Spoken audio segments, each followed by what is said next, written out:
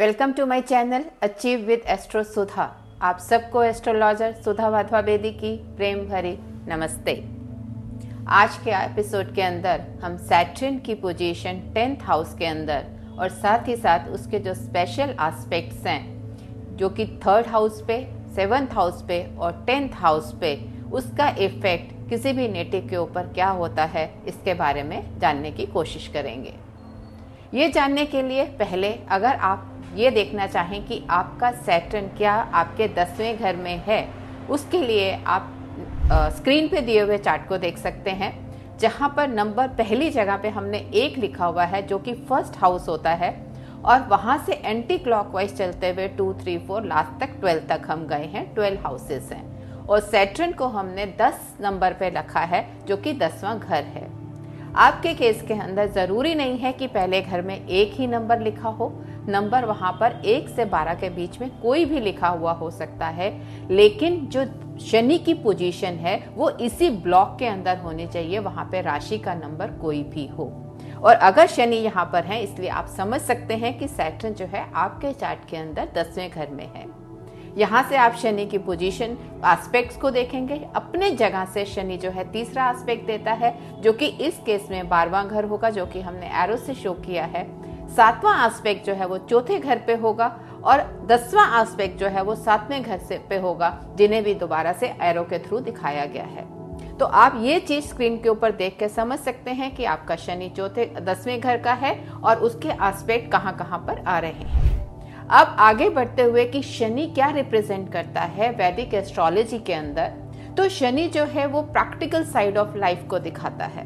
ये कारक है पेन का, वरीज का, ऑब्स्टिकल्स का, एंजाइटीज का आपकी लाइफ के अंदर। मेंटल बाउंड्रीज एंड रिस्ट्रिक्शंस को दिखाता है। बहुत ही स्लो प्लैनेट है क्योंकि ये लेवल ऑफ पेशेंस क्रिएट करता है आपकी लाइफ के अंदर। हार्ड वर्क का कारक है, कितना हार्ड वर्क आपको लाइफ के अंदर लेना पड़ेगा ये सैटर्न डिसाइड करता है, और सैटर्न आपको उसके लिए रीशेप करता है, तैयार करता है। सैटर्न के चारों ओर रिंग्स हैं इन द सिमिलर मैनर। जहां पे भी सैटर्न पॉजिटिव है वहां पे वो रिस्ट्रिक्शंस एंड बाउंड्रीज क्रिएट करता है और प्रिपेयर करता है आपको उन बाउंड्रीज में रहने के लिए, उन रिस्ट्रिक्शंस के साथ रहने के लिए। अगर आप उस रिस्ट्रिक्शंस को नहीं एक्सेप्ट करते हैं and you fight against that Saturn, तो Saturn is going to create more such situations till that point कि आप वो पेशेंस एक्वायर नहीं करते हैं, उस पेशेंस को सीखते नहीं हैं और उसके अंदर ही मूव करना शुरू नहीं करते हैं। बहुत स्लो प्लैनेट है, एक राशि को 2.5 ईयर में कंप्लीट करता है। सिमिलरली स्क्रैच से शुरू करता है और धीरे धीरे प्रोग्रेस कराता हुआ आपको टॉप पर लेकर जाता है। उसकी जो क्वालिटीज हैं वो है पेशेंस एंड स्लोनेस। किसी भी तरह का कंस्ट्रक्शन वर्क है, मैन्युफैक्चरिंग यूनिट है, आपका मेटल है, आयरन है, एल्युमिनियम है, स्टील है, क्रूड ऑयल है, पेट्रोलियम्स हैं, गैसेस हैं, ये सब चीजें जो हैं शनि के थ्रू ही रिप्रेजेंट होती हैं। साथ ही साथ ये न्याय का देवता भी हैं, इसीलिए जो लीगल वर्क्स हैं, लीगल मैटर्स हैं, लॉयर्स हैं, जजेस हैं, ये सब भी जो है हम शनि के थ्रू ही देखते हैं। Struggles of life is also seen through the Saturn and all kind of restrictions and boundaries which you are facing in the life, वो भी शनि के थ्रू ही देखी जाती हैं। Not an easy planet, very mischievous, बिना मेहनत के कुछ भी आपको लाइफ में नहीं मिलेगा जहां पर भी शनि बैठा है, और वो उस चीज के लिए आपको प्रिपेयर भी करके रहेगा। इट इज नॉट दैट कि आप कहें कि no I will get it, no, it is not going to give you that. अब अगर आप बात करते हैं 10th हाउस की, तो जो 10th हाउस है वो ओरिजिनली कैप्रिकॉन का है, काल पुरुष के अंदर, और उसकी लॉर्डशिप जो है वो सैटर्न की ही है। तो सैटर्न 10th हाउस के अंदर जब आ रहा है तो वो अपने घर में ही है बेसिकली। तो 10th जो आपका हाउस है वो ओरिजिनली कैप्रिकॉन का ही है, और ये बहुत ही डिसिप्लिन्ड साइन है, और आपके कैरियर का, कर्म का भाव है, कैरियर का भी यही भाव है। आपका कैसा एनवायरनमेंट होने वाला है कैरियर में, वो भी हम 10वें घर से देखते हैं। कैसे को वर्कर होने वाले हैं, क्या name, fame, reputation you are going to acquire, वो भी हम 10वें घर से ही देखते हैं। Happiness of the marriage, 4th house जो होता है आपकी जर्नल हैप्पीनेस होती है, लगन से चौथा। इसी तरह से अगर आप 7वें घर को, मैरिज को 1 मानते हैं और वहां से 4th लेते हैं, तो जो कि 10वां घर बनता है वो happiness of your marriage, marriage और मैरिड लाइफ, वो हम 10वें घर से देखते हैं। तो ये सारी चीजें जब हम 10वें घर में हैं और शनि अपने ओरिजिनली जिसकी उसकी ऑनरशिप है वहां पे आके बैठता है, तो ये बहुत ही एक इंटरेस्टिंग पोजीशन हो जाती है सैटर्न के लिए। ऐसे लोग आप कह सकते हैं कर्म योद्धा होते हैं।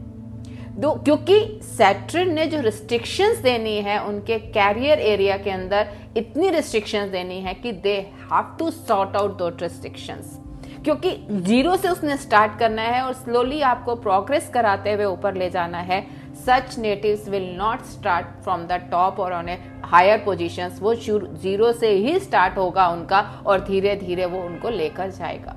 क्योंकि ना तो आपको सडननेस मिलनी है, कोई सडन ऐसा गेंस नहीं है, अचानक से आपकी लॉटरी लग या कुछ मिलने वाला है, आपको कोई अपॉर्चुनिटी आपके पास आ गई, या कोई लॉन्ग लास्टिंग आपकी कोई ऐसी मिल गया आपको गेंस की अब ये तो हमेशा ऐसे चलेगा। नो, वहां पे रिस्ट्रिक्शन है शनि की आपके सडननेस के ऊपर।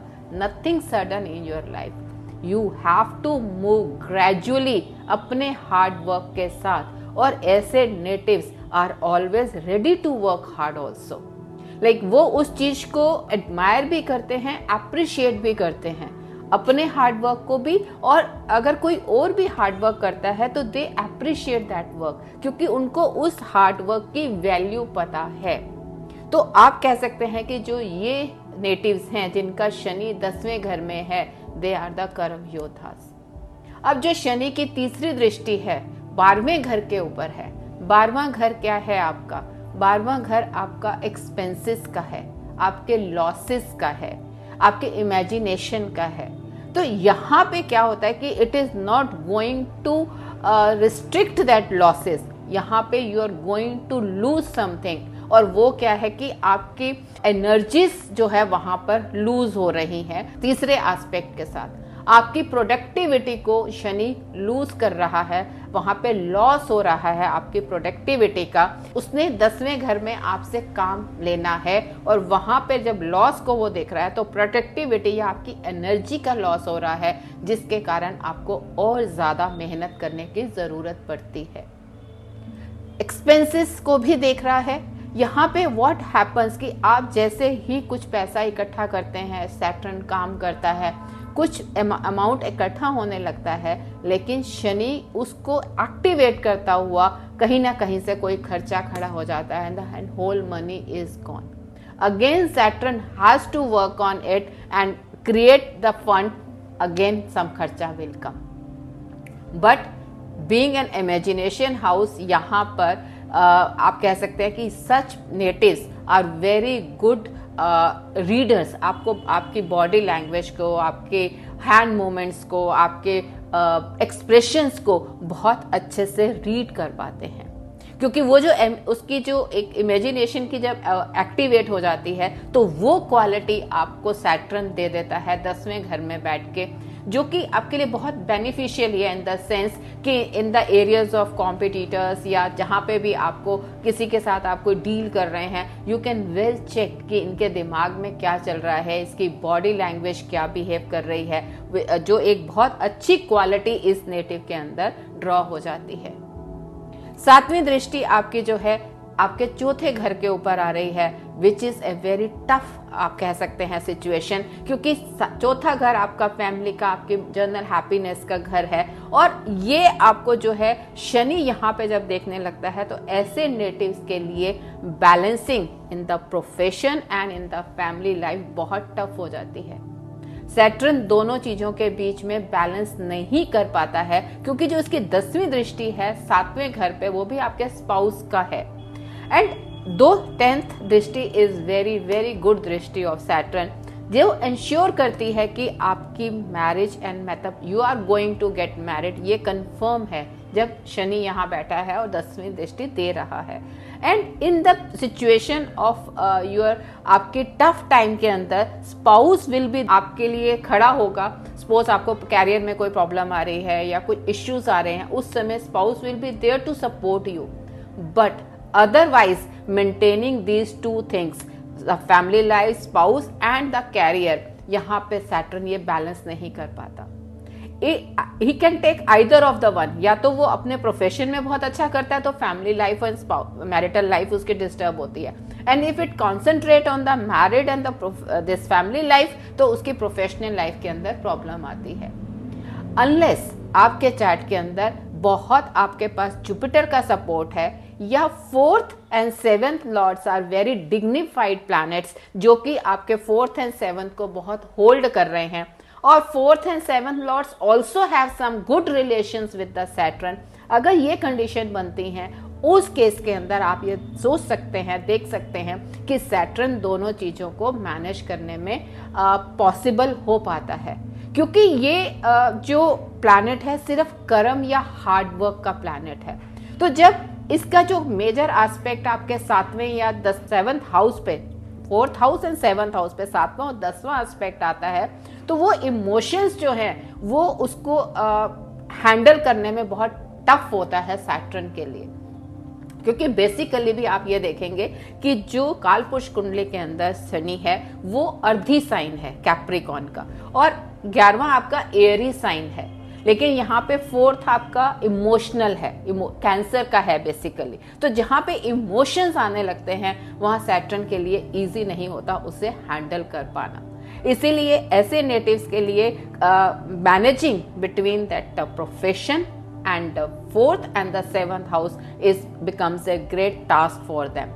तो ऐसी सिचुएशन में like if you get the support of Jupiter, और you should see that कि आपको एक अच्छे जुपिटर का सपोर्ट मिल जाए, उस केस के अंदर you are going to have that balance in your life. Also अगर इस जगह पे बैठ के Saturn if they are doing really good अपने प्रोफेशन में, क्योंकि ऐसे लोग बिल्कुल कर्म प्रधान होते हैं, कर्म में ही विश्वास रखते हैं और बहुत मेहनत करते हैं, बहुत हार्ड वर्किंग होते हैं, they can put in any extra work to achieve something. लेकिन if ego comes in them, they are required to maintain that patience and calmness in their life. वो चीज मस्ट है नेटिव्स के लिए। अगर आपकी ईगो आती है कि I am achieving this that, and immediately Saturn is going to crush you.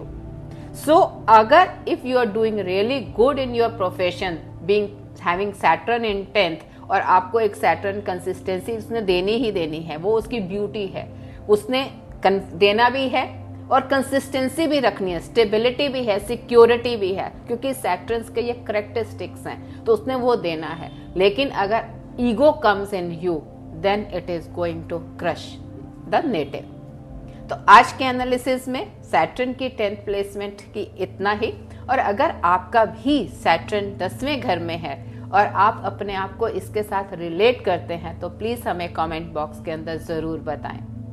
और अगर आपको ये चैनल पसंद आया हो तो इसे सब्सक्राइब करें, लाइक करें एंड शेयर करें। आपका दिन शुभ हो। धन्यवाद।